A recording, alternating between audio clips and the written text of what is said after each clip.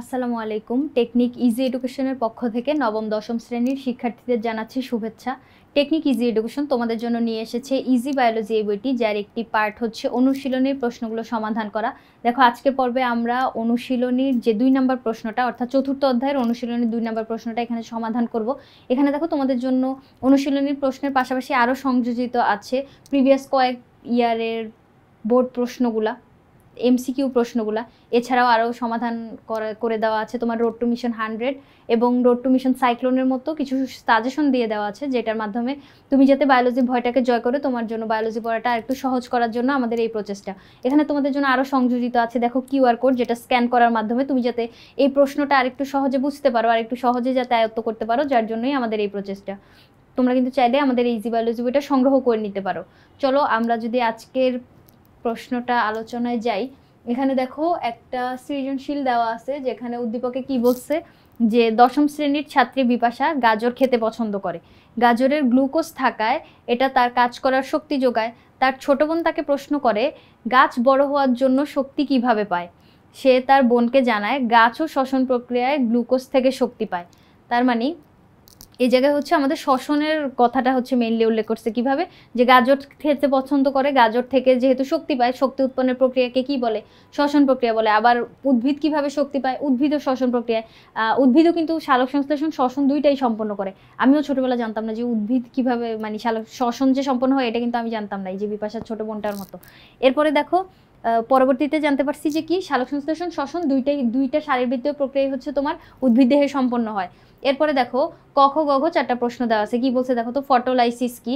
খ নম্বরে বলছে যে C4 উদ্ভিদ বলতে কি বোঝায়। গ নম্বরে বলছে বিপাশার গৃহীত খাদ্য উপাদানের 2 অণু থেকে ক্রেবস চক্রে কি পরিমাণ শক্তি উৎপন্ন হবে। তার মানে বিপাশা যে খাদ্যটা গ্রহণ করতেছে, তার মানে জটিল যে খাদ্যটা, ওইটা আমরা জানি জটিল খাদ্য ভেঙে সরল উপাদানে পরিণত হয়ে শক্তি উৎপন্ন করার প্রক্রিয়াটাই হচ্ছে তোমার শ্বসন প্রক্রিয়া। এখন এখানে আমরা জানি সবাত শ্বসন প্রক্রিয়া 4টা ধাপে সম্পন্ন হয়, যেখানে একটা ধাপ হচ্ছে তোমার ক্রেবস চক্র। ক্রেবস চক্রে যতটুকু পরিমাণ শক্তি উৎপন্ন হয়, ওইটা 2 অণু গ্লুকোজ থেকে কত অণু পাওয়া যাবে এই হিসাবটা আমাদের করা লাগবে। প্রথমে আমরা 1 অণুর হিসাবটা করব, তারপর 2 দিয়ে গুণ করে দিব, তাহলে হয়ে যাবে। উক্ত প্রক্রিয়াটি বাধাগ্রস্ত হলে উদ্ভিদের মধ্যে কি প্রভাব ফেলবে। তার মানে শ্বসন প্রক্রিয়া যদি বাধাগ্রস্ত হয় তখন উদ্ভিদের কি সমস্যা হবে, এটা আমাদের ব্যাখ্যা করা লাগবে। এখন উত্তরে যাওয়ার আগে দেখো ডান পাশে তোমার 1 2 3 4 এই প্রশ্নগুলোর জন্য বরাদ্দ নাম্বার লিখে দেওয়া আছে। চেষ্টা করবা যে প্রশ্নে যত নম্বর বরাদ্দ সে প্রশ্ন তত প্যারা করে লেখার। কয়ের জন্য যেহেতু তোমার এখানে 1 নাম্বার বরাদ্দ, এখানে তুমি শুধু একটা জ্ঞানমূলক চরণ লিখবা। ক্ষয়ের জন্য যেহেতু তোমার 2 নাম্বার বরাদ্দ, এখানে চেষ্টা করবা 2টা প্যারা লেখার। প্রথমটা হবে জ্ঞানমূলক, পরেরটা অনুধাবনমূলক। গ আর ঘতে দেখো 3 আর 4 নাম্বারের জন্য 3টা 4টা প্যারা করার চেষ্টা করব আমরা। 3 নাম্বারের জন্য দেখো এখানে তার মানে তুমি বুঝতে পারতেছো এই জায়গায় হচ্ছে তোমাকে হিউজ ইনফরমেশন দেওয়া লাগবে। কি জন্য দেখো উনারাই বলে দিচ্ছে যে এই যে ব্যাখ্যা করো, বিশ্লেষণ করো, তার মানে বেশি করে একটু ইনফরমেশন দাও। এখন ফটোলাইসিস কি, এখন যদি আমরা উত্তরে যাই, ফটো শব্দের অর্থ কি বলো তো। ফটো শব্দের অর্থ কি ছবি? হ্যাঁ ছবি তো, কিন্তু ফটো শব্দের অর্থ তুমি বায়োলজিক্যাল টার্মে যেখানেই ফটো শুনবা ওখানে বুঝবা হচ্ছে আলো। তাহলে ফটোলাইসিস হচ্ছে আলো, ফটো মানে আলো, আর লাইসিস শব্দের অর্থ হচ্ছে ভেঙে যাওয়া। তার মানে আলোর উপস্থিতিতে কিছু একটা ভেঙে যাবে। আলোর উপস্থিতিতে মেইনলি এই জায়গায় পানির অণুর ভাঙন ঘটবে। আলোর উপস্থিতিতে পানির অণু ভেঙে যাওয়ার প্রক্রিয়াটাকেই হচ্ছে ফটোলাইসিস বলে। এখন এই দেখো ফটোলাইসিস প্রক্রিয়াটায় আরও এই পানির অণু যে ভেঙে যায়, ভেঙে গিয়ে কি তৈরি করে জানো, প্রোটন তৈরি করে, ইলেকট্রন তৈরি করে, অক্সিজেন তৈরি করে। সালোক সংশ্লেষণ প্রক্রিয়ায় যে আমরা অক্সিজেনটা পাই, বাতাসে যে অক্সিজেন ত্যাগ করে উদ্ভিদটা, ওটা হচ্ছে এই পানির অণু থেকে আসে। তার মানে এই পানির অণু ভেঙে গিয়ে অক্সিজেন, প্রোটন আর ইলেকট্রন তৈরি করে, এটা হচ্ছে তোমার ফটোলাইসিস প্রক্রিয়া। এরপরে আমাদের কি বলছিল, C4 উদ্ভিদ বলতে কি বোঝায়। C4 উদ্ভিদ হচ্ছে ওই উদ্ভিদগুলোকে বোঝায় যাদের দেহে মানে কার্বন বিজারণের গতিপথ হিসেবে C4 চক্রটা সম্পন্ন হয়। যাদের দেহে C4 সম্পন্ন হবে ওদেরকে হচ্ছে C4 উদ্ভিদ বলবো। এখন এই C4 যে চক্রটা, এটা আবিষ্কার করছে প্রথমে আমাদের হচ্ছে হ্যাচ ও স্ল্যাক নামে 2 জন বিজ্ঞানী আছে। উনারা এই চক্রটা আবিষ্কার করছে, যার জন্য এটাকে তুমি হ্যাচ ও স্ল্যাক চক্রও বলতে পারো। এখন নিম্ন শ্রেণীর যে উদ্ভিদগুলো, ঘাস জাতীয় উদ্ভিদ, যেমন আখ, ভুট্টা, মুথা ঘাস, দুর্বা ঘাস, নটে শাক, অ্যামারোনোথাস, এগুলোতে হচ্ছে তোমার এই C4 চক্রটা সম্পন্ন হবে। C4 চক্র সম্পন্ন হওয়ার জন্য কিন্তু C3 চক্র সম্পন্ন হওয়া লাগবে, কারণ C4 এর ভিতরেই হচ্ছে তোমার C3টা ইনক্লুডেড। ওইটা C3 সম্পন্ন না হইলে C4 হবে না। এখন এই যে C4 উদ্ভিদ কোনগুলো আমরা বুঝতে পারছি, ঘাস জাতীয় যে উদ্ভিদগুলো, ওদেরকে C4 বলা হয় কেন? এই চক্রটাতে মানে চক্রটা সম্পন্ন হওয়ার জন্য প্রথম স্থায়ী উপাদান হিসেবে 4 কার্বন বিশিষ্ট অক্সালো অ্যাসিটিক অ্যাসিড উৎপন্ন হয়। যেহেতু 4 কার্বন বিশিষ্ট যৌগ তৈরি হয়, এজন্য এটাকে C4 চক্র বলা হয়। তাহলে যে উদ্ভিদগুলোতে C4 গতিপথ দেখা যাবে ওইখানেই হচ্ছে তোমার ওগুলাকে C4 উদ্ভিদ বলবো। এরপরে বিপাশার গৃহীত যে খাদ্য, ওইটা 2 অণুর হিসাব করতে বলছে। এখন গৃহীত খাদ্যটা হচ্ছে গ্লুকোজ। গ্লুকোজটা এখানে যদি আমরা 2 অণুর হিসাব করি, প্রথমে তোমাকে 1 অণুর হিসাবটা দেখানো লাগবে, মানে 1 অণুর হিসাব পরবর্তীতে আমরা 2 অণুতে কনভার্ট করব 2 দ্বারা মাল্টিপ্লাই করে। এখন ক্রেবস চক্র যেটা, এটা হচ্ছে মানে একটা ধাপ। এই জায়গায় তোমাদের বইয়ে সবগুলা ধাপ দেওয়া আছে, দেখো এই যে সবাত শ্বসন, যেটা সবাত শ্বসন এই যে এই 3টা ধাপে সম্পন্ন হয়। সবাত শ্বসন মেইনলি 4টা ধাপে সম্পন্ন হয়। তাহলে তুমি বলতেই পারো যে এই জায়গায় কেন 3টা ধাপ, আমি তো 4টা বলছি। এখন ইলেকট্রো ট্রান্সপোর্ট সিস্টেম যেটা, সেখানে কি হয়, সেখানে কোনো উৎপন্ন বস্তু মানে শক্তির উৎপন্ন বস্তু বা ব্যয়িত শক্তি এগুলো কিছু তৈরি হয় না। ওইখানে কি হয়, শুধু যে শক্তিগুলা এগুলা এটিপি শক্তিতে কনভার্ট হয়। কি হচ্ছে দেখো, এই জায়গায় NADPH এখানে এটিপিতে পরিণত হচ্ছে, FADH, তারপরে হচ্ছে GTP, এই সবগুলা শক্তি তোমার এটিপি শক্তিতে পরিণত হবে। যার জন্য ওই ধাপটাতে মানে ওই ধাপটার এখানে হিসাব হচ্ছে আমাদের করা লাগে না, কারণ এই জায়গায় যে কনভার্টগুলো এগুলো হচ্ছে তোমার ইলেকট্রো ট্রান্সপোর্ট সিস্টেমের জন্যই হচ্ছে। এখন গ্লাইকোলাইসিস প্রথমে সম্পন্ন হয়, এরপরে অ্যাসিটাইল কোয়ে, এরপরে ক্রেবস চক্র। আমাদের যেহেতু ক্রেবস চক্রের হিসাব চাইছে, চলো আমরা ক্রেবস চক্রটা শুধু দেখি।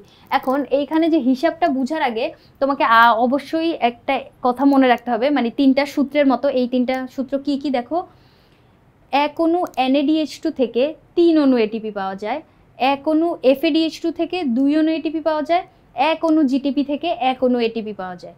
এই কথা 3টা বা সূত্র 3টা মাথায় রাখার পরে এখন আমরা কনভার্টটা করব। চলো এখন ক্রেবস চক্র দেখো। ক্রেবস চক্র প্রথমে উৎপন্ন হয়েছে কি কি, 4 অণু কার্বন ডাইঅক্সাইড উৎপন্ন হয়েছে, 6 অণু NADH2 তৈরি হয়েছে, 2 অণু FADH2 আর 2 অণু GTP তৈরি হয়েছে।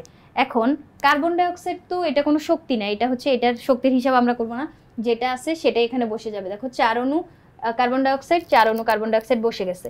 এখন এই যে শক্তিগুলা এগুলাকে এটিপি শক্তিতে কনভার্ট করব। কি করব দেখো তো, আমরা জানি 1 অণু NADH2 থেকে 3 অণু এটিপি পাওয়া যায়, তাই না? তাহলে 6 অণু NADH2 থেকে 3 6 18, 18 অণু এটিপি পাবো। 1 অণু FADH2 থেকে 2 অণু এটিপি পাই, তাহলে 2 অণু FADH2 থেকে 2 দুগুণে 4 অণু এটিপি পাবো, দেখো 4। 1 অণু GTP থেকে 1 অণু এটিপি পাই, তাহলে 2 অণু GTP থেকে 2 অণু এটিপি পাবো। তাহলে দেখো 2 অণু এটিপি পাইছি। 18, 4 আর 2, তাহলে কত হয়েছে? 24।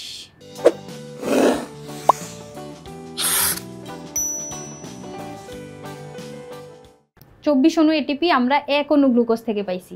এখন তার মানে 1 অণু গ্লুকোজ থেকে ক্রেবস চক্রে, শুধুমাত্র ক্রেবস চক্রে দেখো এই 3টা হিসাব করো, মানে কার্বন ডাইঅক্সাইড কিন্তু এই জায়গায় হিসাব করবেন, কার্বন ডাইঅক্সাইড কিন্তু শক্তি না। তাহলে এই জায়গায় আমরা 24 অণু এটিপি পাইছি তোমার 1 অণু গ্লুকোজ থেকে। আমাদেরকে হিসাব করতে বলছে 2 অণুর। তাহলে দেখো 1 অণু থেকে শক্তি, 1 অণু ক্রেবস চক্রে মানে 1 অণু গ্লুকোজ থেকে ক্রেবস চক্রে শক্তি পাই 24 অণু, আর 2 অণু তাহলে কত হবে? 24 দিয়ে 2 দিয়ে মাল্টিপ্লাই করে দিলে 48 অণু এটিপি আমরা পাইছি। তাহলে আমাদের শক্তির হিসাব এই জায়গায় দেখানো শেষ। এরপরে আমাদের কি বলছিল দেখো তো, ঘ নম্বরে আমাদের কি চাইছিল, বলছিল যে উক্ত প্রক্রিয়াটি অর্থাৎ শ্বসন প্রক্রিয়া যদি বাধাগ্রস্ত হয় তাহলে উদ্ভিদের মধ্যে কি প্রভাব ফেলবে। উদ্ভিদের দেহেও শক্তি উৎপন্নের জন্য শ্বসন প্রক্রিয়াটা কাজ করে, অর্থাৎ শ্বসন যদি উদ্ভিদের দেহে তৈরি না হয়, প্রথমে যে তুমি বুঝতে পারছো যে এই প্রক্রিয়াটা অর্থাৎ উদ্দীপকের যে প্রক্রিয়াটা এটা হচ্ছে শ্বসন প্রক্রিয়া।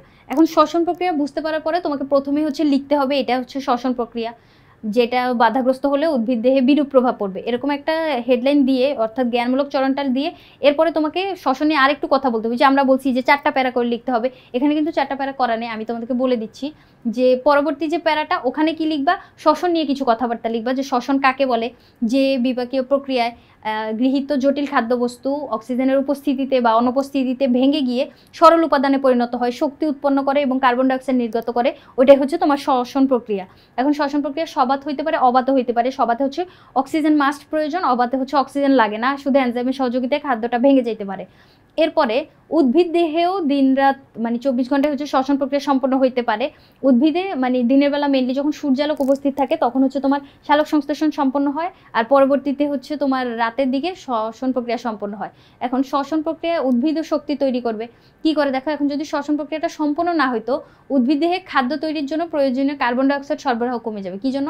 আমরা জানি হচ্ছে শ্বসন প্রক্রিয়ার মাধ্যমে ওই যে কার্বন ডাইঅক্সাইড নির্গত হয়, শক্তি উৎপন্ন হয়, কার্বন ডাইঅক্সাইড নির্গত হয়। তাহলে ওই কার্বন ডাইঅক্সাইড যেটা, ওইটা আবার উদ্ভিদের সালোক সংশ্লেষণের জন্য প্রয়োজন, তাই না? সালোক সংশ্লেষণ প্রক্রিয়ার জন্য তাহলে ওই কার্বন ডাইঅক্সাইডের যোগান কমে যেত। এরপরে দেখো, উদ্ভিদ দেহে জৈব রাসায়নিক প্রক্রিয়া সম্পন্নের জন্য প্রয়োজনীয় শক্তির সরবরাহ ঘটবে না।